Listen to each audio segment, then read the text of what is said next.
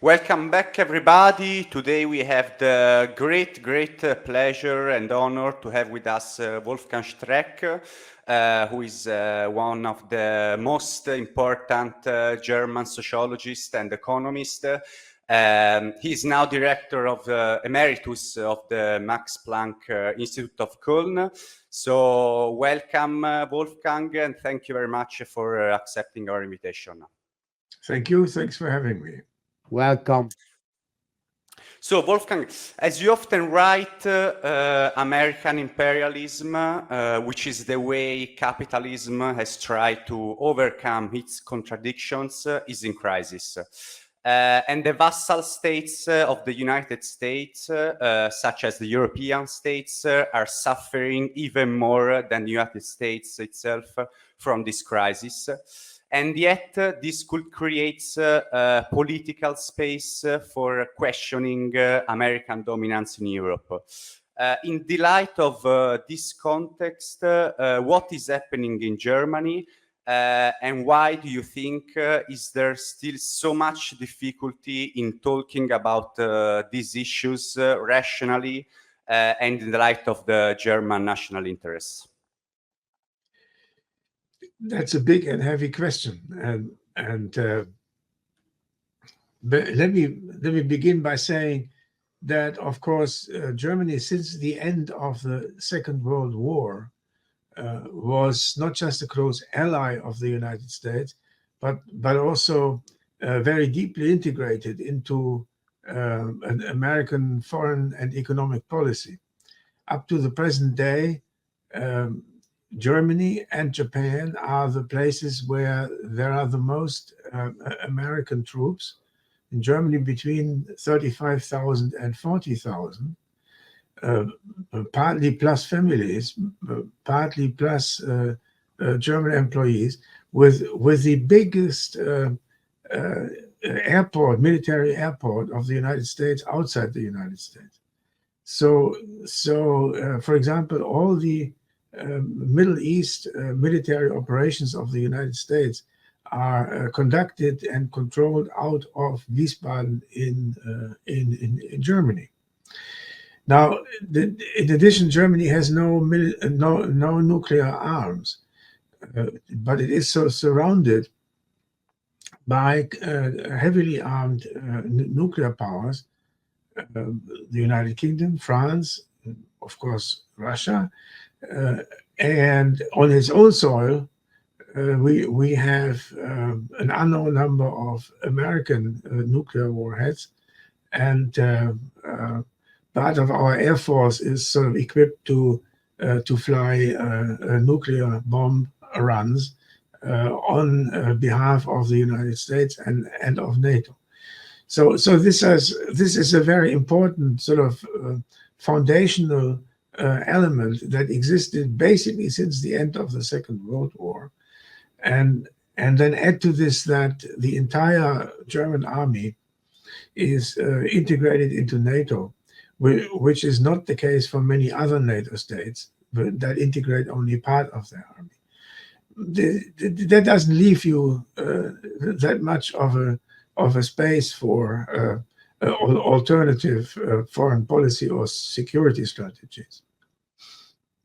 But more from an economic point of view, economic and social point of view, like it looks like also, if I mean, Germany has been a mercantilistic economic power, productive power, and export-oriented powers, but it looks like instead of investing the profit in the German economy, the national bourgeoisie has chosen to bring their capital in the US financial bubble and making money directly from the money instead of making money through producing something. And also from the point of view of the state, the kind of austerity system we have created, it's like also for the German, it's from one point of view a mean of power of Germany towards the other European countries, but also something of weakness from Germany itself, that is obliged not to invest in their productive forces and infrastructure, and bringing always this, amplifying this mechanism of taking the profit away and making money directly from the money. And so what's this contradiction between the interest in developing productive forces inside for this mercantilistic strategy, and instead the financialization of the German bourgeoisie? You see, when we talk about an economic system that is called capitalism. Now in capitalism, it is difficult to speak of countries as of unified economic actors. Germany is part of a global market, so much of the capital that is invested in Germany doesn't belong to Germans. It certainly doesn't belong to the German state. The German state has to be sort of very careful not to be too little subservient to the needs of global capital, because in a capitalist economy, the working class, so to speak, can be happy only if capital is happy. It does not apply the other way around. Capital can be happy if the working class is unhappy, provided the workers still go to work. But the way it is, the governments like the Italian government also do not command the investment process in their economy. This is others. Governments can try to convince them to come and to stay and not to go away. Remember, there was a big company in Italy that was called Fiat. It used to belong to an Italian family in Torino. And where is Fiat? It has sort of dissipated into the world, and your government can't talk to Fiat anymore in the sense of you're an Italian company. They will tell the Italian government to go to hell. They're not the Italian company anymore. And that applies to quite a few of the big players. So even Volkswagen or Daimler Benz are not in this sense. That means that the facility or the capacity of a German national government to have an economic strategy is really limited. And if you talk about the mercantilism would mean that the state owns a lot of these firms, but it doesn't own any firm. What it has to do is to work with what it has. And you see, historically, Germany was always an export-oriented country, going back to the 19th century, when the global world market was run by the British, and the Germans had to find a way to fit in and make an income. It was a very poor country at the time. So then they invented high-quality engineering and selling these products to the rest of the world, to the extent that they are permitted to do so. And I think the main deal after the Second World War was that, yes, European Union and OECD, Germany is being given the possibility, or the German state is being given the possibility to allow German capital to sell all over the world in exchange for loyalty to the Western interests in the sort of tension with communism. Now, what you mean when you say mercantilism is the beginning of the 21st century, when the united Germany had to find a way of making reproducing its economic prosperity, and you see that was that had to do with this thing called the European Union. and especially European Monetary Union. The European Union sort of changed all the time during its lifetime, but in the 1990s it became a neoliberal engine for Europe. Initially, everybody outside Germany believed that the monetary union would domesticate Germany in a European sense. The opposite was the case. Mitterrand, for example, tried to get rid of the rigid German monetary policy by Europeanizing the German mark, not knowing that the effect was the other way around. The European currency became like the German currency, and it stifled the French. Italy was similar. The Italian political elite in the 1990s, how do you call this? The esterno vincolo esterno. Yeah, the vincolo esterno. See, they wanted to be vinculized, so to speak, by the Germans. Imagine, and then the Germans vinculized them, and they didn't like it. Yeah, so mercantilism. Well, and then before we turn this into a sort of economic academic lecture. Let me just say that if you have a very big manufacturing sector, as the Germans had and still have, then you have entire areas of the country that depend on export-oriented manufacturing. Not just the workers, but their families, the bakeries around them where they buy their bread and all of this.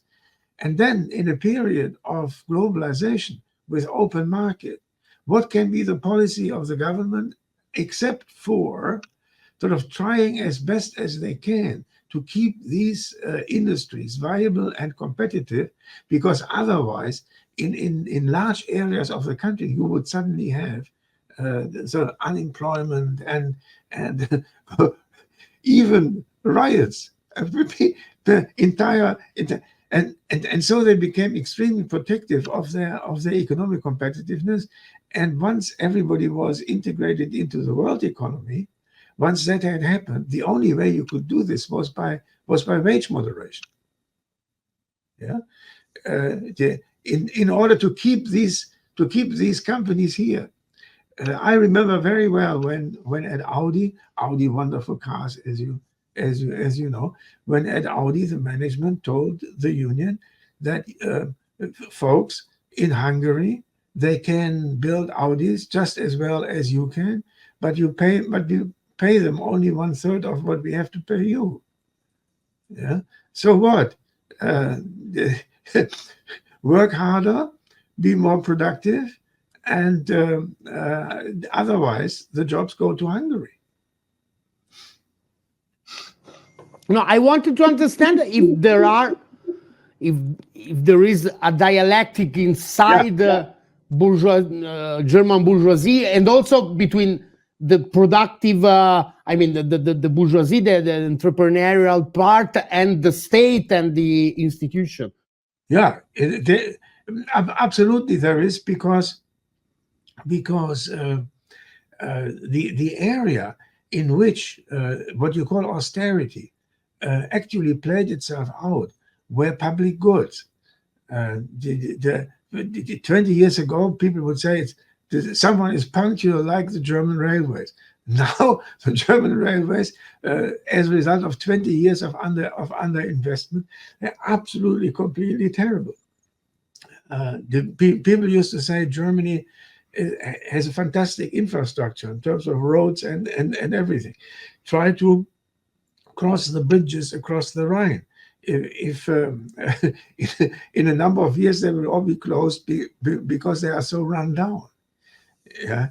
Then the school system in these OECD tests, we are sort of declining permanently from, we used to be quite good, and now from time to time it shows that we have too few teachers, that our schools are rotting and all of this. So, then you look at the German budget, and you see, oh my God, how wonderful! Germany has no public debt compared to Italy, but the fact that we have such a strong fiscal position has something to do with the fact that in terms of public goods and public investment, we have so little, and that is a problem, not just for you if you come to Germany and you want to take a train, but it is a problem, especially for families, also for the same workers whose jobs we have preserved. Now they turn out and they see that the rest of the society sort of doesn't function the way it should in a advanced industrial country. Yeah. Ale? No, yes, I was wondering, since what you were saying about the importance of the manufacturing sector for Germany, and since the importance that China have for this sector, I was wondering if in the future, also with probably the election of Trump, and since that the relationship between China and USA could get worse, when the USA will ask to Germany to not interrupt, but something similar, this relationship, strong relationship within Germany and China, what could be the response? We will see the same dialectic that you were saying before, or you think that could be an issue of real conflict and clash between Germany and USA, and maybe a real changing point about this issue. No, it's absolutely the case that our political leaders are scared, very much scared, stiff about this, while at the same time not really knowing what they could do. If the United States were to try to impose some sort of economic boycott on China, which is quite possible, and they are already working on it, then quite a large section of the German export industry will be in very, very dire shape. Not just because this is such an important market for companies like Mercedes or Volkswagen, also because a large part of what of the materials that are being built into German manufactured goods are now coming basically from China, and so you have a two-way problem here, which would become gigantic. I think that's what it is. If the West would pressure Germany to cut off its strong economic relationship with China. Now, as you know, our chancellor, weak as he is in a three-party government, sort of was in China only a few weeks ago, only a week ago, and there are quite a few, even our sort of extremely militant foreign minister, Frau Baerbock, gets slightly soft when it is about China, because they all know that the German large firms, export firms, if the German government sort of contributes to making the relationship with China more difficult, then they lose the support of German industry. Absolutely. And there is actually German industries are lining up behind the government and telling them, don't do this, don't do that, keep the doors open. Whether that actually can work is a different question. The moment the Americans provoke an attack of by the Chinese on Taiwan, or they attack China because of Taiwan, at that moment the same mechanism would apply as it does to Russia after the Russian invasion of Ukraine. All relationships have to be cut, and that will be right now for Germany. It's a big problem. with the energy supply. And imagine that something like this would come on top of it from China. It would be horrible. But no, what I was wondering,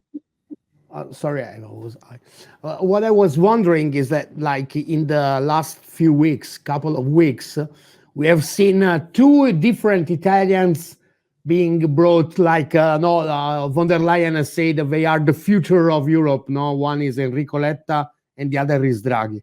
Yeah. And it looks like from their biography, that the one, Mario Draghi, is much more linked to Germany, and through Germany to financial powers in the US, like he's coming from Goldman Sachs. He's a man of the financial US financial oligarchies.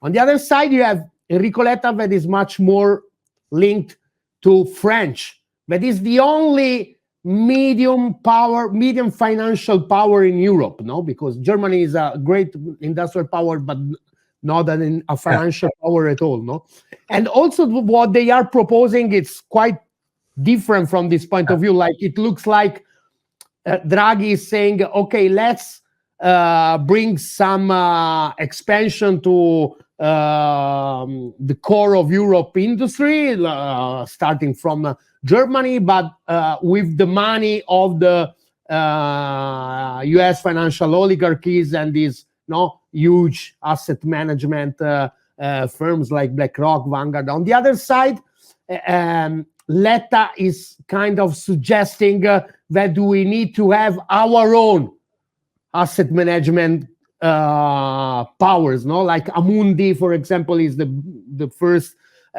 European asset management firm, and is from France, related to Crédit Agricole. How do you see, because in the past we had the Versailles kind of dialogue, that they were trying to build this connection between French and Germany, but after 2 years of war in Ukraine, and after the continuous decline of the imperialism, of the US imperialism, we kind of see a huge shift between the French and Germany. How do you see this dynamic? I can give you only sort of a general picture, which is that Europe always had this sort of alternative, or maybe even just make believe alternative between an Atlantic American orientation and a more sort of European sovereignty orientation. The latter of France, the former, basically Germany, where in German post-war history, sometimes there were forces that suggested a somewhat more sort of European independent perspective in institution building, for example, when it comes to capital markets and capital regulation. But in Germany, but that would have required France to become the main partner of Germany instead of the United States. That was always the choice. The choice in German foreign policy, economic policy, was always what they sometimes call Gaullism versus Atlanticism. And ultimately there were always two problems or three problems which made it impossible to choose a Gaullist perspective. One is France is too small, especially after unification. Second, although it is small, in a German-French tandem, they always insist that they are the boss.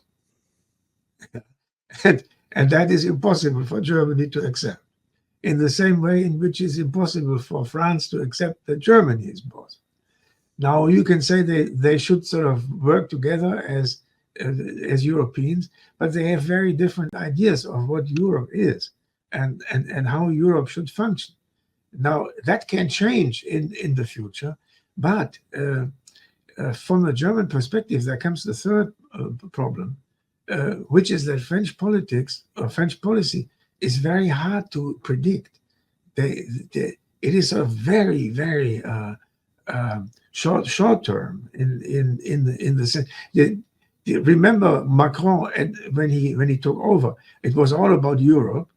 Yeah. Now it is all about French sovereignty, because he's afraid of Marine Le Pen. Now the country, France has a strong president, but imagine the president was actually Marine Le Pen, and a German government would have to deal with them. Now, on the other hand, you can say now you get the Trump president in the United States. Imagine the horrible picture of Trump and Marine Le Pen, sort of being for Germany to choose between the two. This is so horrifying to the German political class that nobody actually is thinking about it. Yeah. Now, for example, I don't know, if I had to say something, I would say, disgusting as Trump is, it is very likely he's going to be elected, and therefore I would send sort of people over to the United States who would begin to develop some sort of rational relationship with the Trump administration. But that would be considered a treason in Germany. You don't do this. In the same way, it might probably make sense to get ready and prepared for our closest European partner, France, to be governed by Marine Le Pen. In that case, in the same way in which Germans sort of totally misread your now prime minister, who they thought was a sort of post-fascist and all of this, and therefore they had no connection to them. Yeah, I'm just talking from the perspective of foreign policy of a country that is squeezed between other countries. How can Germany sort of exist without at least some sort of amicable relationship with its European neighbors, and that includes Italy, but then listen to our politicians. Italy is governed by a post-fascist. Yeah, they're totally irrational. No, understand me right. I don't love her at all. I think that it's a very sort of strange thing. But I'm talking about politics between states, and about the long-term interests that states must have in peace and peaceful cooperation, regardless, mostly, who governs the other country. No, it's very clear. No, I wanted to understand what's your point of view on the fact that, I mean, after the old quantitative easing season in Europe, so I mean the suspension of the stability pact, and I mean, in this situation with high interest rates, that I think we are not able to lower till the Federal Reserve start to lower before us. I don't think we have any independence from this point of view, no? And so in a recession, economical recession period in all of Europe, and we have started again to reintroduce the austerity paradigm. I mean, and the Germany that are the ones that the more of all the other need to invest and have, I mean, the capacity to contrast not neo-protectionist policies from the US. You have no Lindner and the Euro hawks, the austerity hawks that are going on the other direction. I mean, how important is the ideological aspect of this? And I mean, and if it's not so important, and I think it's always important, but is always also maybe overestimated. What interest they are still protecting? Because it looks like there is no more of German interest to be protected by austerity measures like this. No, you see, I'm a structuralist, not an ideologist, so to speak. I I'm interested in the structural conditions of different, you can even say different capitalist systems or different capitalisms. In Europe, we have made a fantastic mistake, coupling basically three countries, these are the major players, Germany, France, and Italy, with a joint currency where each country has a very different growth dynamic. So the French growth was always driven by public deficits, by state deficits, by huge state projects that were executed by a very intelligent, competent public bureaucracy, like the TGV and what have you, the Airbus. Nuclear also, no nuclear power. Yeah, I'm absolutely with you. That needs the government to spend heavily in order to get something done. Italy was driven not so much by a competent state, but by inflation, meaning an increase in domestic demand that you then later by sort of adjusting the wage, the value of your currency could sort of balance, and so Italy could be driven by domestic consumption. France, Germany, driven by monetary stability and competitive pricing and competitive qualities in foreign markets. Yeah, very different economies. They are all called capitalists, but very different. Now what happens if you put them under a joint currency?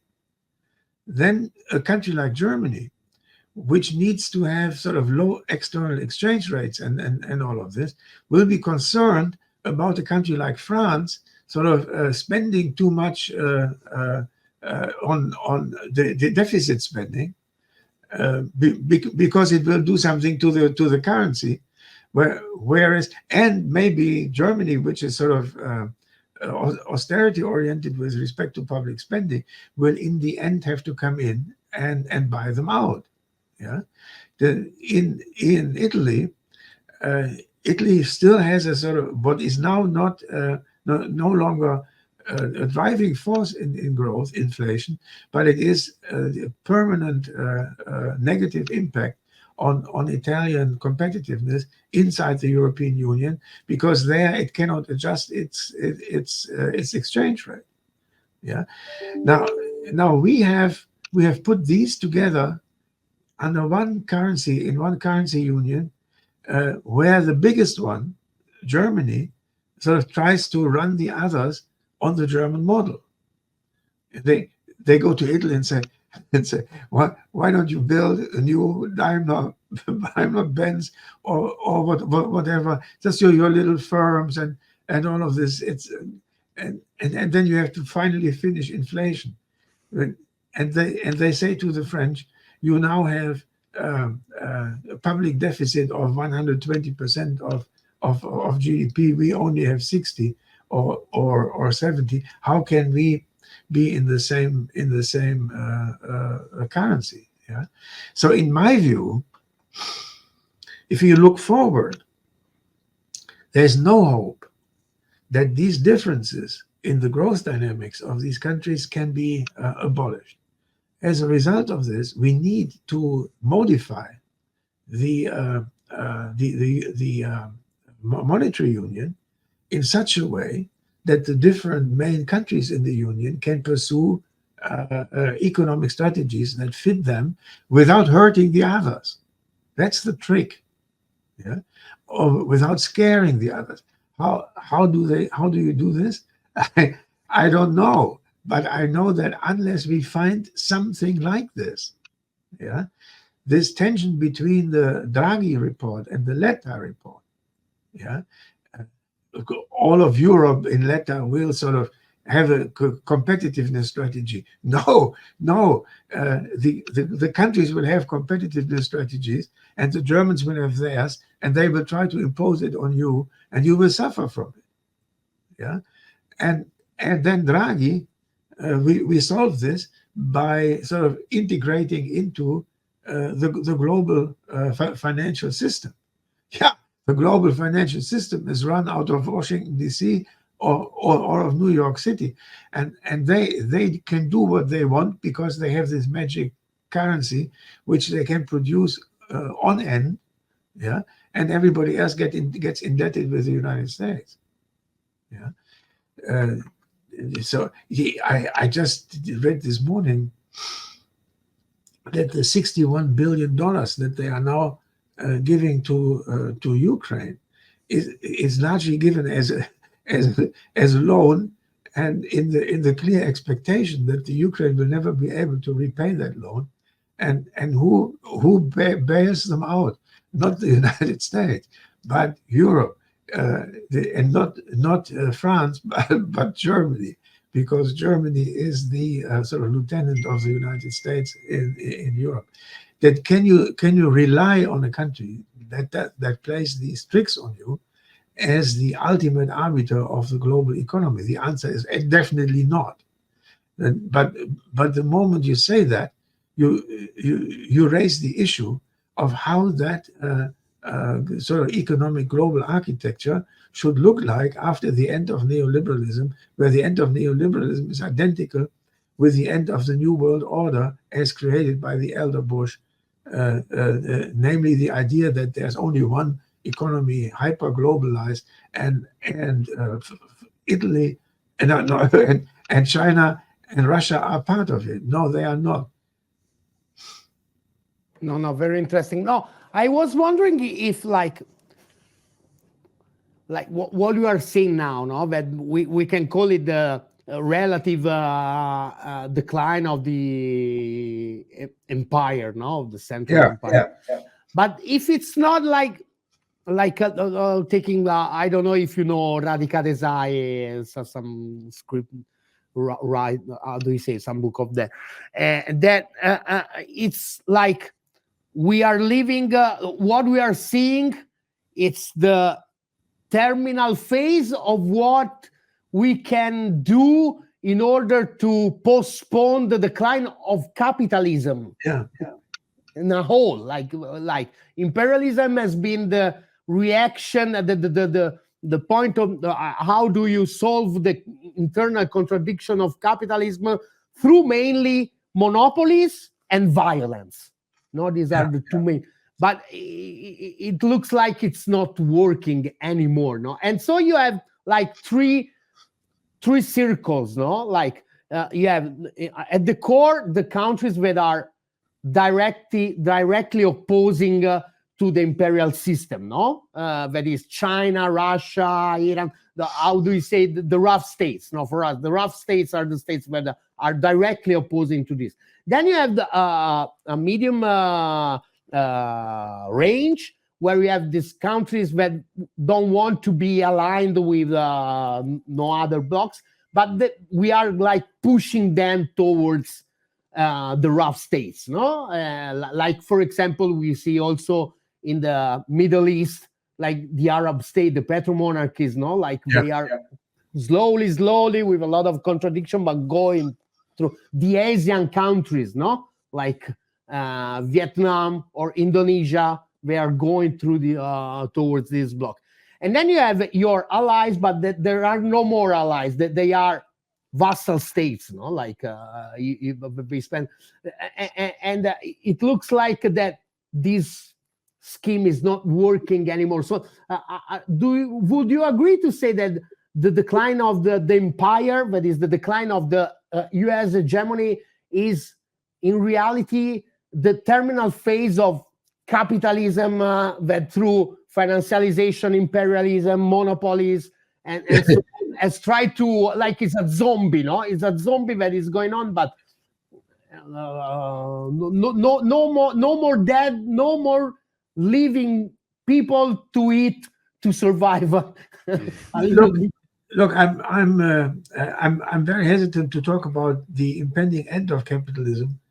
All important analysts of capitalism, from Marx to, you can say, Schumpeter, even Keynes, expected to see the end of capitalism in their lifetime. In their lifetime, yeah, and it sort of kept changing, so to speak, and just an enormously flexible chameleon. That now, as you say, imperial. I mean, I'll say something on the future in a second, but one needs to remember, in terms of imperialism, capitalism was always connected to sort of an imperial country that pushed its limits sort of further into the world. You can say it begins with Genova, and then it goes to the Netherlands, and from there it goes to London, from where it goes to Washington D.C. And in the first half of the 20th century, there were two rival centers, Tokyo and Berlin, who tried to set up their own regional empires, and then got in a very bad contact in the Second World War with the United States, which in the first half of the century was unwilling to play the main role in capitalism. But then they, for the first time, they won two wars in two different parts of the world at the same time, in Asia and in Europe, and then began this period in which there was a division of the world between socialism and or communism or whatever, and capitalism, both embodied by different states and blocks of states. Since 1990, there was this vision on the wall of a unipolar, hyper-globalized capitalism governed out of the United States, with no enemy anymore, only sort of penetrating slowly into the rest of the world, nobody having capacity to resist them. Remember that in 1990, China wanted to join the World Trade Organization and kept voting with the United States on the Security Council in the same way as Russia under Yeltsin until 1999 was basically an American colony. Yeah. And China never until that time. I think even now, China doesn't have the ambition to be sort of the second Soviet Union in the sense of a bipolar world, but partly because I think they rightly think that their culture cannot become sort of a soft power. Who's going to sing Chinese songs?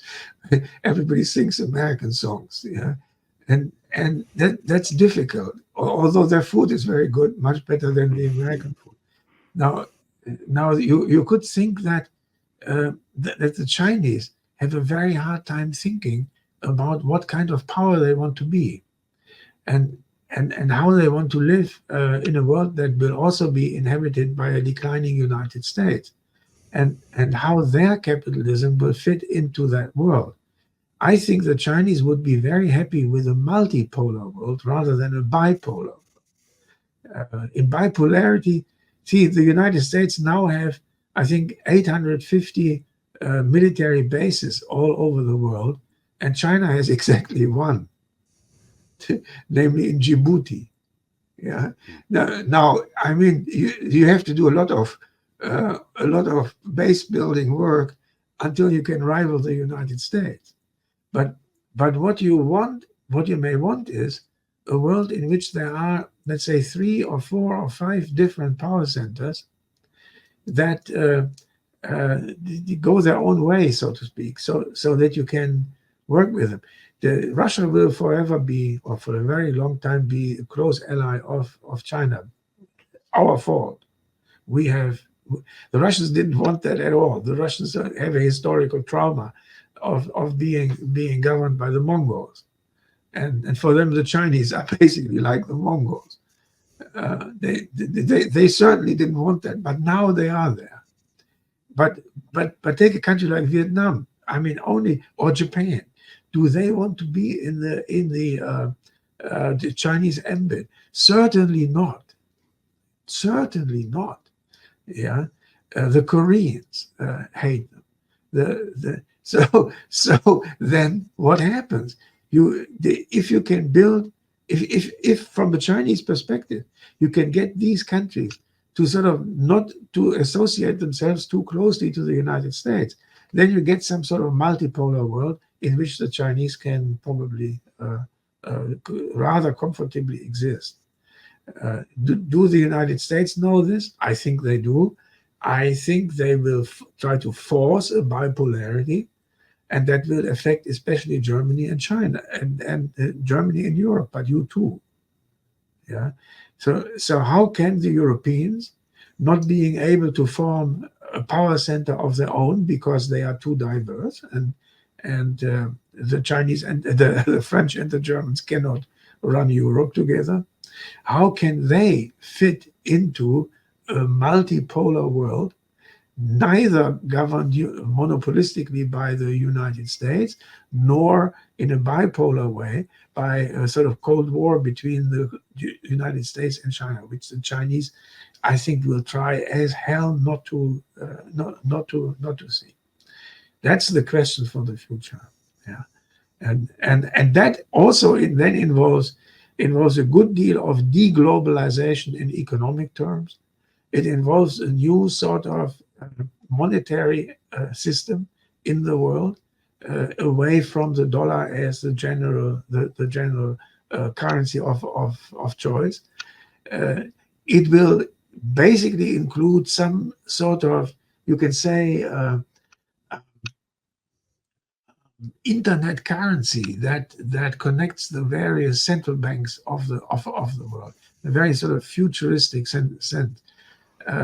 You will have to have, like Keynes said in Bretton Woods, the possibility of sort of carefully readjust exchange rates between the different parts of the world, which was not possible when the dollar was ruling supreme, because everybody had to have enough dollars in their central bank in order to pay in an emergency, pay their way out in an emergency. So that is the question. What kind of monetary regime can support this kind of polycentric political and economic world? Who is where? How can the United States be prevented from trying to fight a final fight as long as they still can? In this respect, and I think this is where we can no longer think beyond this. In this respect, quite a few people in the United States have begun to think about the Peloponnesian War as reported by Thucydides. Why? Because for Thucydides, the reason why Athens lost the war to Sparta was that they attacked Sparta too late. The idea is, if you are the champion and then you see a rival sort of piling up capacity, there comes a moment when you can still win the war, but then you have to go to war. If you don't, suddenly the other side will be too strong. And I think the Americans are now really thinking about where is the point, the last point, when we can win a war against China. And when we know that this is the moment, then we actually have to do it. But then think about the madness that this will sort of impose on us too. The entire world will be affected by this attempt of the declining giant to prevent sort of similarly big power to grow at the other end of the world. No, I was wondering when you were saying, that it's absolutely correct that we have talking about seeing capitalism dying in our lifetime since Marx in the half 50, and but it's not like a little bit that from a certain point of view capitalism is already dead, like the system where you invest money in something, then you sell it and you have a profit on it. That is the main structure. It looks like a little bit capitalism is already dead from that point of view, and we are living in a kind of bubble era, no? In the West. Yeah, but that is not new. See, the most important transformations of capitalism in its history were the American Civil War, the worst war in the history of mankind at the time. Then, more importantly, the First World War. After 1918, the capitalist system looked very different from the way it looked in 1914. And then 1945, the end of the Second World War, the beginning of the division of the sort of, in the West, the post New Deal capitalism confronting the, if you want, state communism or state capitalism, the way, or state industrialism of the Stalinist Soviet Union. Yeah. So these were very different worlds, and 10 years before these things happened, or even 5 years before, you could not have predicted them. Yeah. Now we see a world, and I partly agree with you, in which the old idea, you have capitalism, then you invest it, then you after this you have more capitalism and you pay off your loans that you have taken at the beginning, and this process governs everything. That was for a while the hyper globalized world of the last 30 years after 1990. Now what comes afterwards, I don't know. I would not have expected 3 years ago the war in Ukraine. I would have expected some little regional war in Palestine. But had you asked me, I would have said, well, this is explosive, but it is basically a nationalist thing. It has little to do with capitalism and much more with Zionism, or however you want to call it. Now we see that with the possibility of a confrontation, nuclear confrontation between between Iraq and Israel. My God, but how will the world look after this? We really don't know. Right. Thank you very much, Wolfgang. I know that you have to go. Just one 30-second question. Yeah. I was wondering, what do you think about since we have Fabio De Masi here with us in Ottolina, who's the number 2 of Sarah Wagenknecht's party. I was wondering, what do you think about this party, and if it can be a social alternative to the FD? Yeah, I'm a supporter. I'm too old to join a party, because if I was a member of a party, I also wanted to be in a leading position, but that is too much for me. I would hate party meetings that last 5 hours, and at the end nobody knows what has been decided. But from the sidelines, I'm quite happy to deliver whatever help is asked for, because I think that that the German party system, divided between the ancien regime on the one hand and the alternative for Germany on the other hand, absolutely hell. There needs to be something else, because if this is the choice between the ancien regime and the right-wing reactionaries, then we really have a problem that is even bigger than the problem that we have now. Clear. Thank you very much again, Wolfgang. Thank you very much, and hope we will have other opportunities in the future. And I thank everybody for listening to us, and see you in the next episode. Goodbye. Thank you. Bye. Thank you. Goodbye. Thank you very much.